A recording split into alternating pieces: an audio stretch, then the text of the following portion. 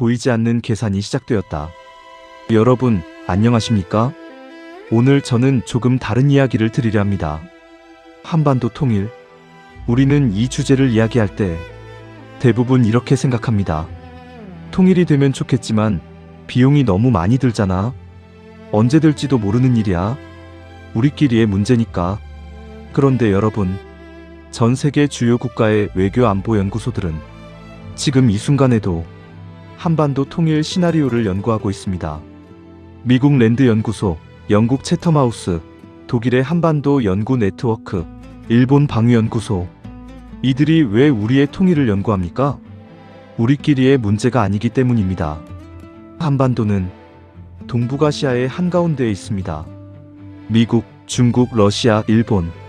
세계 군사경제 최강국 4나라가 이 작은 반도를 둘러싸고 있습니다. 이 지형에서 한반도 통일이 이루어진다면 군사균형이 바뀝니다. 경제 질서가 바뀝니다. 지정학적 지도가 바뀝니다. 그래서 세계는 우리 통일에 대해 각자의 계산기를 두드리고 있습니다. 오늘 저는 그 계산의 내용을 여러분께 하나씩 보여드리겠습니다. 통일 한국의 잠재력, 숫자로 보는 현실. 본론에 앞서 통일 한국이 어떤 나라가 될 수 있는지 숫자로 먼저 보겠습니다. 이것은 추측이 아닙니다. 공개된 연구자료에 근거한 분석입니다. 미국 경제지 블룸버그와 국제통화기금 IMF의 분석에 따르면 남북한 GDP를 단순 합산하면 세계 10위권 수준의 경제 규모가 됩니다. 물론 통일 초기에는 막대한 비용이 들고 경제 통합에 상당한 시간이 필요합니다. 독일의 사례가 이것을 잘 보여줍니다. 하지만 통합이 이루어진 뒤를 생각해 보십시오. 인구 약 7,700만 명, 일본 약 1억 2천만보다는 적지만 영국, 프랑스, 이탈리아와 비슷한 수준. 지하자원, 북한에는 히토류, 마그네사이트, 텅스텐 등 첨단 산업의 필수적인 광물이 수천조 원어치 매장된 것으로 추정됩니다. 한국광물자원공사 조사 기준. 지정학, 섬나라가 아닌 대륙 연결 국가. 시베리아 횡단철도 연결. 중국을 거치지 않아도 되는 유라시아 육로.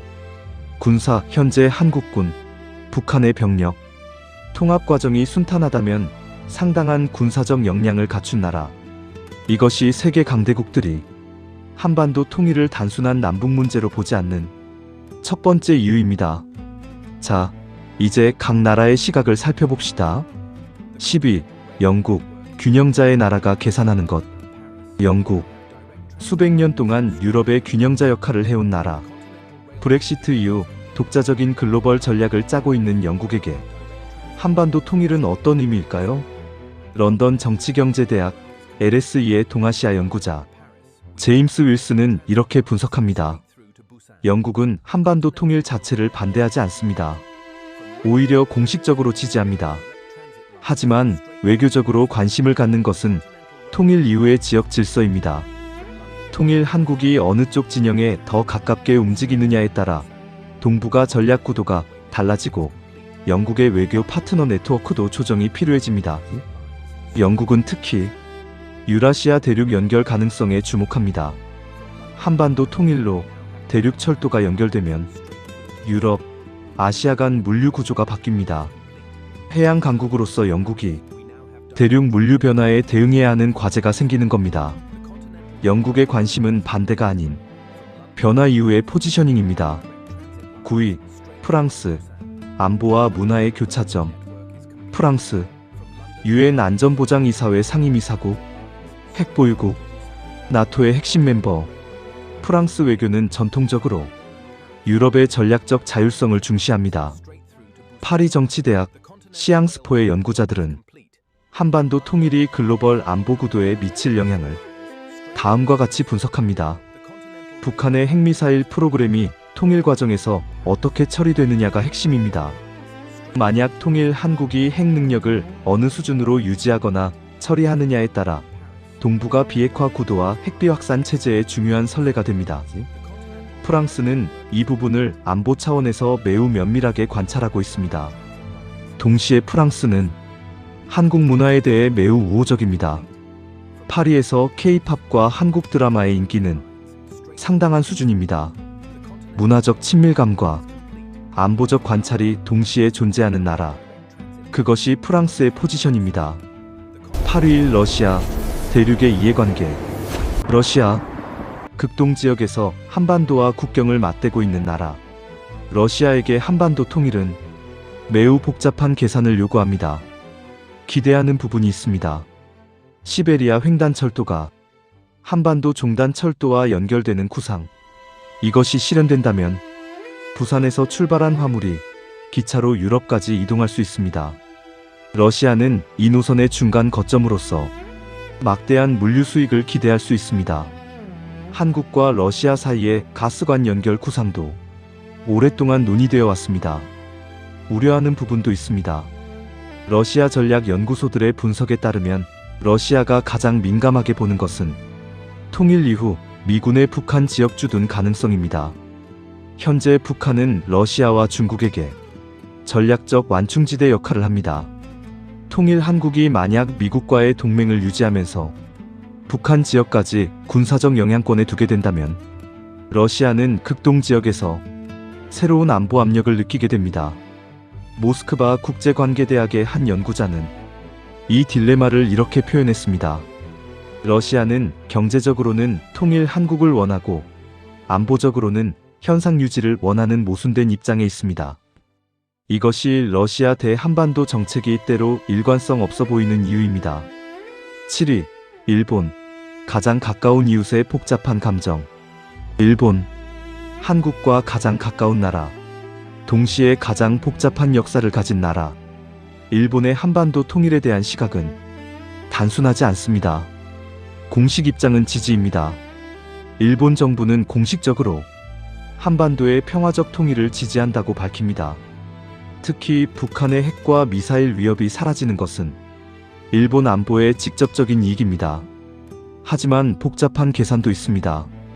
일본 전략 연구자들 사이에서는 통일 한국의 경제력 확대에 대한 현실적인 분석이 이루어지고 있습니다. 도쿄대학교 야마구치 겐지 교수는 이렇게 말했습니다. 현재 분단 상태에서도 한국은 반도체, 조선, 배터리에서 일본을 앞서고 있습니다. 북한의 자원과 인력이 결합된 통일 한국이 얼마나 빠르게 성장할지. 이것은 일본 경제계가 진지하게 연구하는 과제입니다. 경쟁이라는 맥락에서 일본은 대비가 필요합니다. 또한 독도 문제를 비롯한 역사 현안이 통일 한국과의 관계에서 어떻게 다루어질지도 일본 외교가 예의주시하는 부분입니다. 일본의 관심은 반대가 아닌 통일 이후 한일 관계의 재정립입니다. 6위. 독일. 선배가 전하는 진실.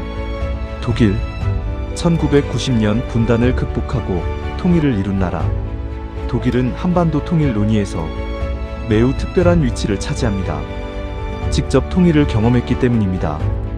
베를린 자유대학교의 동아시아 정치 연구자 안드레아스 폴케 교수는 독일 통일의 경험을 바탕으로 이야기합니다. 독일 통일은 예상보다 훨씬 길고 어려운 과정이었습니다. 경제적 비용도 컸지만 더 어려웠던 것은 마음의 통일이었습니다. 지금도 동서독 사이에 문화적 심리적 차이가 남아 있습니다. 한반도의 경우 분단 기간이 훨씬 길고 체제 차이가 훨씬 크기 때문에 독일의 경험을 단순히 적용할 수는 없습니다.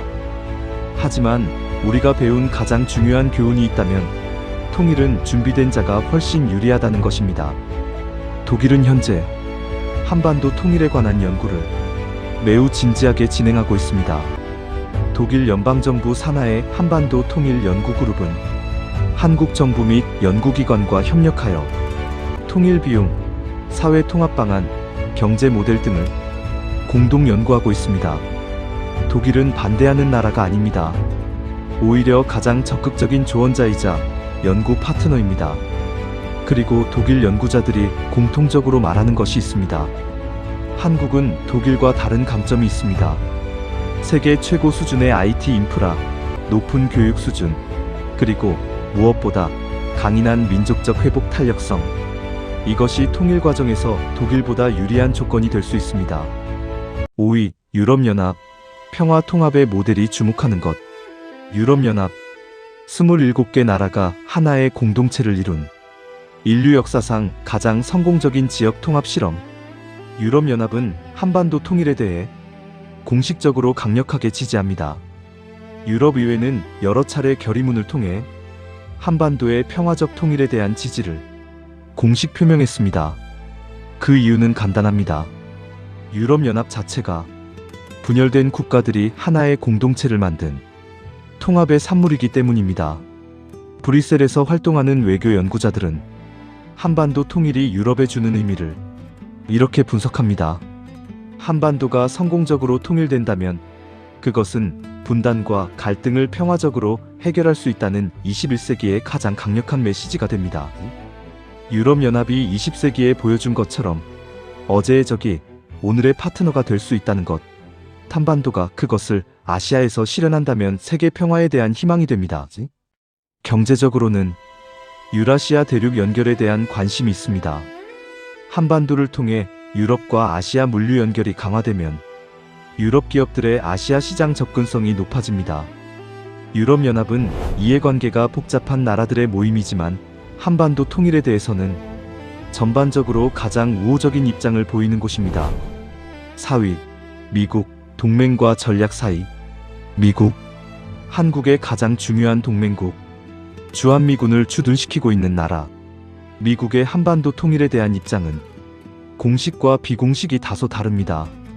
공식 입장.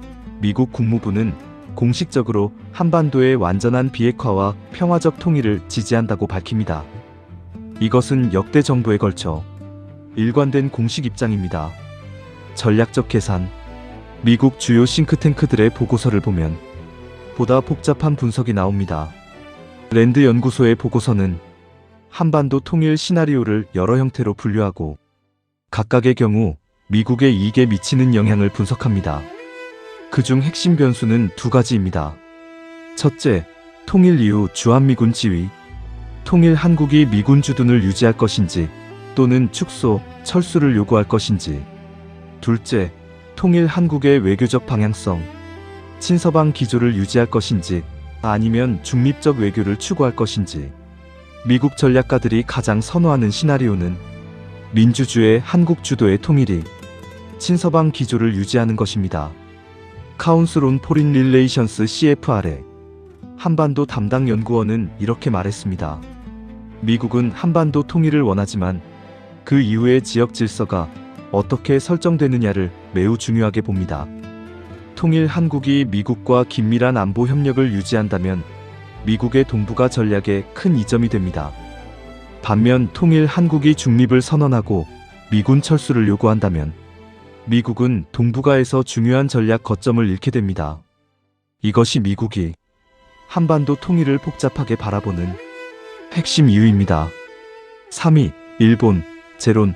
2위. 러시아. 제론을 통한 심층 분석. 여기서 잠깐 멈추고 동북아 전체 그림을 한번 보겠습니다. 한반도를 둘러싼 4대 강대국. 미국, 중국, 일본, 러시아. 이 네 나라의 이해관계를 한 문장으로 정리하면 이렇습니다. 미국, 통일 한국이 친서방이길 원한다. 중국, 통일 한국이 친중이거나 중립이길 원한다. 일본, 통일 과정이 안정적으로 이루어지길 원한다. 러시아, 경제 협력은 원하지만 군사적 압박은 원하지 않는다. 이 네 나라의 이해관계가 동시에 충족될 수 있는 통일 방식이 있을까요? 국제관계학자들은 이것을 4강의 딜레마라고 부릅니다. 어느 한쪽의 이익을 최대화하면 다른 쪽의 반발을 사는 구조. 이 딜레마를 넘어서는 방법이 사실 한국 안에 있다고 일부 전문가들은 주장합니다. 한국이 어느 강대국에도 종속되지 않는 독자적인 외교 역량을 갖추고 4강 모두가 수용할 수 있는 통일 한국의 중립적 위상을 만들어낸다면 그것이 바로 모두에게 이득이 되는 가장 현실적인 시나리오라는 것입니다. 1위. 중국. 가장 복잡한 이해관계. 드디어 1위입니다. 한반도 통일 논의에서 가장 복잡한 이해관계를 가진 나라. 중국입니다. 중국의 공식 입장은 한반도의 자주적, 평화적 통일 지지입니다. 하지만 학술적 분석에서는 훨씬 복잡한 층위가 드러납니다. 북경대학교 국제관계학과의 공개 논문들과 중국사회과학원의 한반도 연구 보고서들을 보면 중국이 한반도 통일에 대해 핵심적으로 우려하는 것이 두 가지입니다.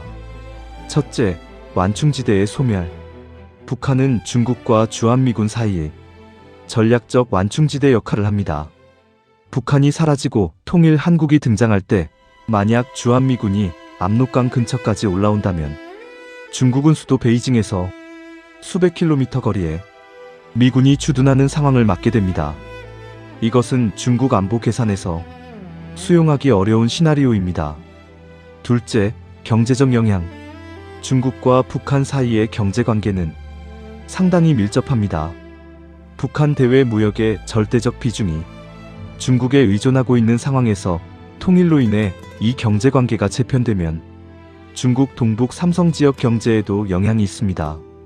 베이징 대학교 왕동 교수의 공개 발언을 보면 중국의 한반도 정책에서 가장 중요한 원칙은 평화와 안정입니다.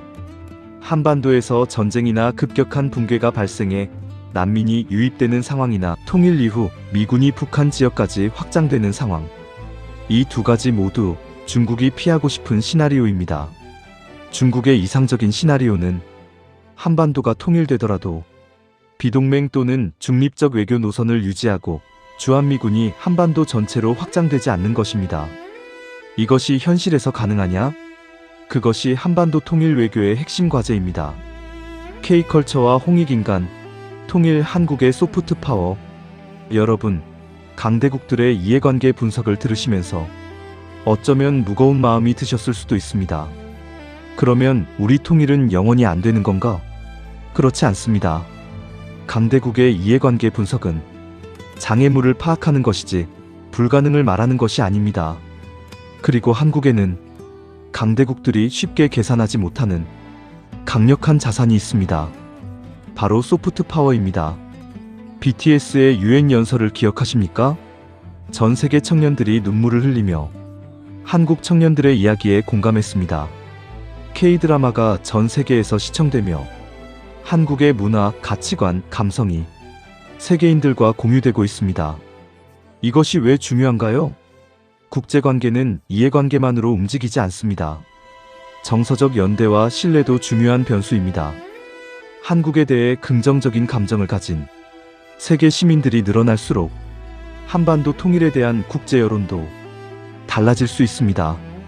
조지프 나이 하버드 교수가 말한 소프트 파워의 핵심은 이것입니다. 상대방이 원하는 것을 원하도록 만드는 힘. 한국은 지금 그 힘을 K컬처를 통해 세계에 발휘하고 있습니다. 홍익인간, 널리 인간을 이롭게 하라.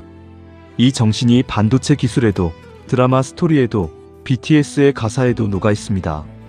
그리고 그것이 세계 사람들의 마음을 움직이고 있습니다. 이 땅에 산다는 것의 의미. 여러분, 오늘 저는 세계 10개국이 한반도 통일을 어떻게 바라보는지 가감없이 전해드렸습니다. 단순하게 저 나라들이 반대한다가 아닙니다. 저마다의 이해관계와 계산 속에서 한반도를 주목하고 있다는 것. 그것이 오히려 대한민국의 위상을 보여줍니다.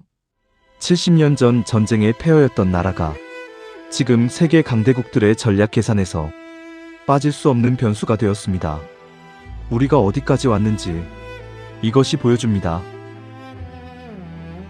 그리고 40대, 50대, 60대, 70대, 80대, 90대, 100세 어르신들, 이 나라를 일구어온 모든 분들께 세계 강대국들이 한반도 통일을 진지하게 연구하고 계산한다는 것. 그것은 여러분이 만들어온 대한민국이 세계가 무시할 수 없는 나라가 됐다는 가장 명확한 증거입니다. 여러분의 땀이 만든 반도체가 없으면 세계 AI가 돌아가지 않습니다. 여러분의 희생이 만든 조선소가 없으면 세계 에너지 수송이 멈춥니다. 여러분의 교육열이 만든 인재들이 지금 K컬처로 세계를 움직이고 있습니다. 통일은 아직 이루어지지 않았습니다. 하지만 통일을 향한 준비, 강한 경제, 강한 문화, 강한 외교, 이것은 지금 이 순간에도 진행 중입니다. 그리고 그 중심에 대한민국이 있습니다. 끝까지 시청해주셔서 감사합니다. 여러분의 좋아요와 댓글, 구독은 다음 영상을 만드는데 큰 힘이 됩니다.